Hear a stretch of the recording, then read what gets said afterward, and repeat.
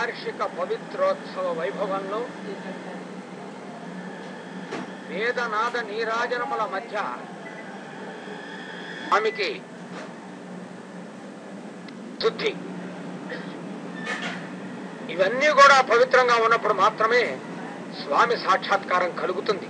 కాబట్టి తెలుసో తెలియకో తెలిసి ఉపచార రూప నానా విధానం తాపచార ఆరబ్ధ కార్యాన్ అనారబ్ధ కార్యాన్ అని చెప్పినట్లుగా ఈ అపచారములన్నీ ఏమన్నా జరిగి ఉంటే అవన్నీ తొలగి స్వామి అందరినీ చక్కగా కటాక్షించాలనే సంకల్పంతో మానవ జీవన గమనం 27 నక్షత్రాలతో పొందుపడి ఉన్నది. కాబట్టి అటువంటి నక్షత్రహారతిని స్వామికి సమర్పిస్తూ, స్వామి ఇప్పటి నుండి మరలా వచ్చే సంవత్సరం వరకు కూడా భక్తులందరినీ కూడా నీవు కటాక్షించు, వారేమైనా దోషములు చేసుంటే వాటిని పరిహరించు, అందున నీవు వెంకటేశ్వర అని పిలిపించుకుంటావు కదయ్యా అని స్వామికి వేమనగా పాపములను కడతీ పోగొట్టే మహానుభావాన్ని నక్షత్రహారతిని సమర్పిస్తున్నారు స్వామివారికి.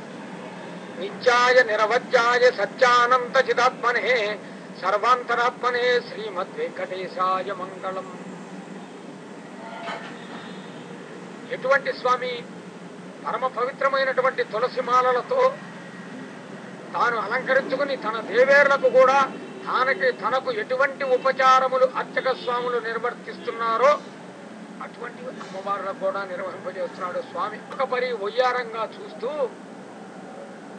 సామాన్యుడు అఘటనాఘటన సమర్థుడు జనాభి జనించిరి చతుర్ముఖముఖ్యులు ఎవ్వండు రక్షకుండి నిటికిని ఎవ్వండు మూలమౌ ఈ చరాచర సృష్టికి అతని శరణు దొత్తు మవలనివల పురుషోత్తముండని పొగడగరబ్బని గ్రక్కున కాపాడే కరినెవండు ధరని ఎవ్వడెత్తెను దైత్యుల బొరుగని అనిశమా నారాయణునకే శరణు నారాయణుండే శరణు మాకు ఎమ్మని హయమ్మనుంచేరి లక్ష్మి. దర్శించడం మన భాగ్యం, సేవించడం మన భాగ్యం, అర్చించడం అర్చకుల యొక్క భాగ్యం. కాబట్టి ఈ పవిత్రోత్సవాల్లో మన మనస్సు పవిత్రంగా ఉండాలి, మన బుద్ధి పవిత్రంగా ఉండాలి, మన ఆలోచన పవిత్రంగా ఉండాలి. ఈ రకాలైనటువంటి పవిత్ర భావనలు ఉన్నప్పుడు శ్రీమంగళము నీకు చిత్తజ గురుడా మా మదిలోని హరి నీకు మంగళంపు బంగారు బొమ్మయౌ మనకు నిరంజేసి శృంగారివవు నీకు మంగళము రంగారు పీతాంబరంబును మొలగట్టి చంగలించడు నీకు మంగళము చింతామణిమి నీవు శ్రీతులకు కౌస్తుభమణి ధరించిన నీకు మంగళము